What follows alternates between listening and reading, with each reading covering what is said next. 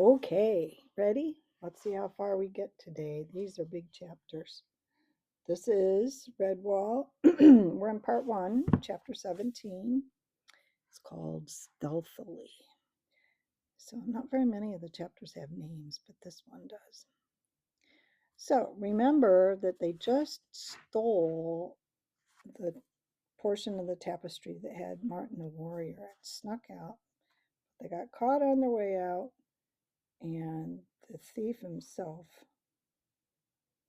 was killed, but Clooney escaped with the tapestry, and his other person, Ragier, was scattered. He ran away the other way because he couldn't run as fast as Clooney, the bad guy. Anyway, here we go. Chapter 17. Ragier was hopelessly lost. Separated from Clooney, he could not think for himself. Scuttling off down the road in the wrong direction, he had kept on going in a state of funk. Frightened by the sound of a bird chirping suddenly, he rushed blindly into Mossflower Wood and pressed on, deeper and deeper into this strange new territory. It was only with the arrival of pale dawn that he stopped, slumping down under some bushes. Exhausted, soaking wet, and dispirited, he curled up into a wretched, damp ball and slept. Sometime about mid-morning, Ragier was awakened by the sound of footsteps. As Matthias tramped past, he lay low, silently congratulating himself. What a find! A little mouse. He would take him prisoner and bring him back alive to Clooney. That way he would gain some prestige. Clooney might even forget that he panicked and deserted at the Abbey.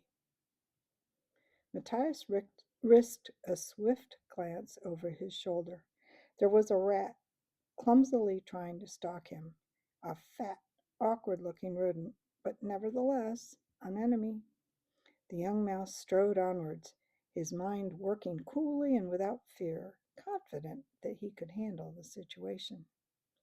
So Matthias knows he's being stalked. Breaking twigs underfoot, stumbling ineptly from tree to tree, Ragier watched the mouse and fantasized. There was 6 of 'em, Chief. They tried to surrounding me, but I fought like a devil. Then I says to myself, Ragier, says I, you'd better capture this last one and fetch him back for the chief to question. Then Clooney'll say to me, Ragier, good old Ragier, I knew I could depend on you. Why'd you suppose I took you along in the first place? Mangefur, bring some wine and food for my old pal Ragier the Brave. Ha! Yes, and I'll pat the chief on the back and say, by Satan's whiskers, you old rodent, have you never thought of retiring and letting me lead the horde? Why, with a gallant warrior like myself in common... Thwack! A long whippy larch branch sprang overhead suddenly. It crashed into Ragier's head, poleaxing him. Matthias stepped out of hiding, rubbing his hands. It had been a strain holding the branch for so long. Uncoiling Shadow's long climbing rope, he bound Ragier paw and claw to a sturdy oak. The young mouse could not afford to wait around for the rat to regain his senses. There was still a deal of traveling to be done. He pressed onwards, leaving his senseless enemy bound to the tree. The rain stopped. Within minutes, the hot June sun burst down on Mossflower, as if in apology for its absence. Clouds of steaming mist arose from the woodland floor, mingling with the golden shafts slanting down through the trees. The birds began singing. Each flower and blade of grass was decked out in jeweled pendantry with necklaces of sparkling raindrops. The sudden warmth flooded over Matthias, cheering him onwards. Humming a tune beneath his breath, he strode out with a will, almost breaking from the cover of the trees, straight out into the flat meadowland. He checked himself just in time. Directly ahead lay a vast, overgrown area which was neither pasture nor meadow. It was the common land that had once belonged within the curtilage of St. Ninian's. Matthias crouched at the edge of the woods. He could see the back of the church. There were 10 or 12 rats patrolling it some distance away. Before he dealt with that problem, there was still the common land to be crossed. Clumps of thistle and slight ground hummocks would be his only cover. The young mouse spoke his thoughts aloud. This could present a little problem. A strange voice answered him. Problem? A little problem? Well, at least it's not a fully grown adult problem. Matthias squeaked aloud with fright. Whirling about, he looked for the source of the mystery voice. There was no one about. Taking a grip on himself, he squared his shoulders and called out boldly, Come out here this instant and show yourself. The voice answered. It seemed to come from directly in front of him. Show myself, indeed. How many pairs of eyes do you want, young fellow, eh? Fine state of affairs. Bless my soul. What? Matthias narrowed his eyes and looked hard, still seeing nothing. I warn you, come out and show yourself, he shouted irritably. I'm in no mood for playing games. As if by magic, a lanky hair popped up right beside Matthias. An odd patchwork creature, his fur was an ashen hue with blots of gray and light brown flecked white on the underbelly. He was very tall, with a formidable, hefty hind legs and a comical pouched face, topped off by 2 immense ears which flopped about of their own accord. With a courtly, old-fashioned manner, the hare made a leg, bowing gracefully. His voice carried a slightly affected quaver. Basil Stagg here at your service, sir. Expert scout, hind-leg fighter, wilderness guide, and camouflage specialist. Liberator of tender young crops, carrots, lettuce, and other such strange beasts. Pray tell me whom I have the pleasure of addressing, and please state the nature of your little problem. Matthias decided the peculiar hare was either slightly mad or tipsy, but his outmoded manner was certainly friendly. The young mouse humored him accordingly, bowing low with a paw at his waist. Good day to you, Mr. Basil Staghare. My name is Matthias. I am a novice in the order of Redwall mice. My immediate problem is to cross this land to the church over yonder without being discovered by the rats who are guarding it.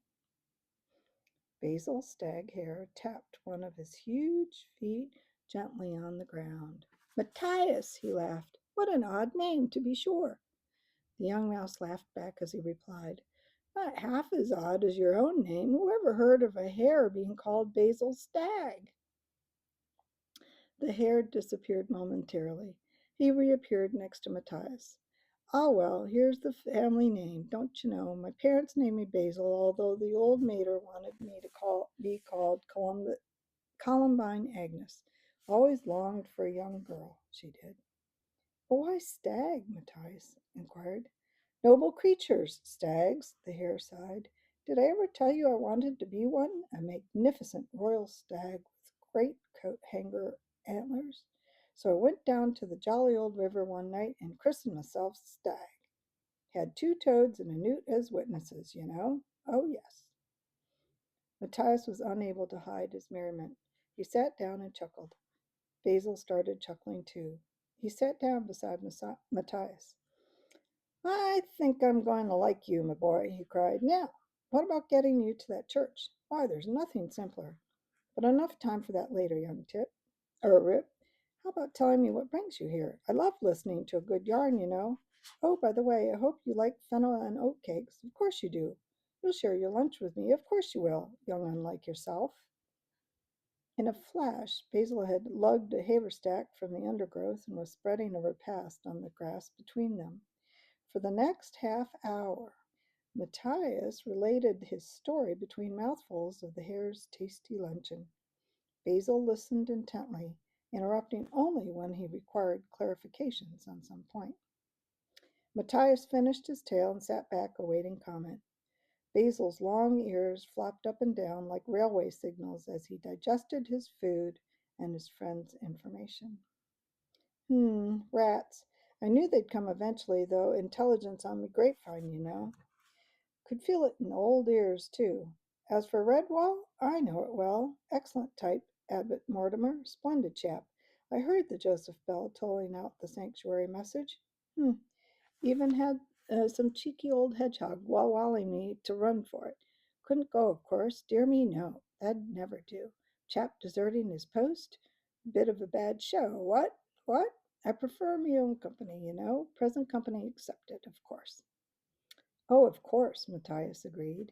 He had taken enormously to the hare. That means he liked him. Basil sprang up in a smart military fashion and saluted. Right, first things first. Must get you across to the church, young feller me mouse. I say that green thingamajig you're wearing habit, isn't it? Capital camouflage. You just try lying down anywhere in the shadows. Believe you me, you'd have trouble finding yourself. Top hole cover.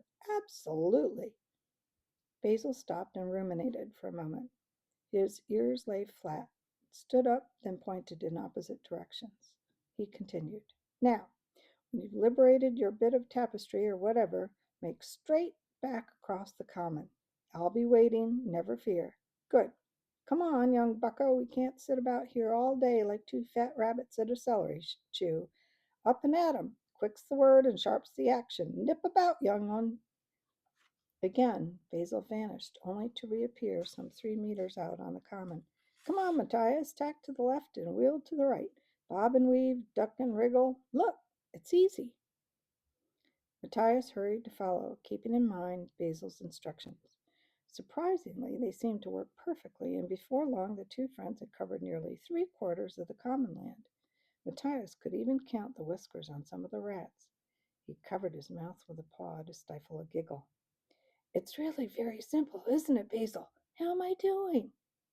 The hare bobbed up beside him. Capital! Bung ho! Like a duck to water, young feller. Flop me ears if you aren't the best pupil I ever had. By the way, is there anything I can do to help? Matthias stopped and looked serious. Yes, there is, Basil, but I feel reluctant to ask you to involve yourself in my fight. Basil's stag hair snorted. Rubbish! My fight indeed. Do you fondly imagine that I'd sit there munching at the old nosebag while some ugly great rodent and his band of yahoos run about conquering my countryside? Ah, never let it be said in the mess. The Basil's stag hair was backward in coming forward. Ask away, Matthias, you young curmudgeon. The hare puffed out his narrow chest and stood with paw and heart, his eyes closed and ears standing straight up. He waited orders. The young mouse, hiding a smile at Basil's noble paws, said admiringly, Oh, Mr. Hare, you do look heroic, standing like that. Thank you. Basil opened one eye to look at himself. Yes, he did look rather gallant, a bit like the monarch of the glen or the stag at eve. Not that a young mouse would understand any of that nature. Matthias expressed his wishes to the stag. For you to create some sort of diversion.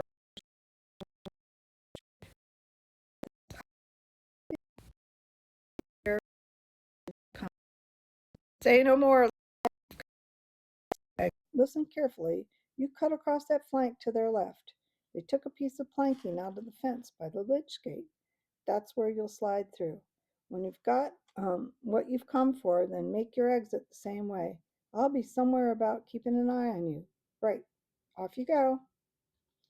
Matthias went swiftly, still remembering to bob and weave as Basil had taught him. He made it with ease to the fence, glancing back to check on his companion. Basil went into a speedy run. He cleared the fence top at a bound and tapped the nearest rat on the back. I say, old thing, where's this leader feller? Clooney or Looney or whatever you call him? Completely staggered, the rat stood slack-jawed. Basil left him and popped up beside another rat. Phew!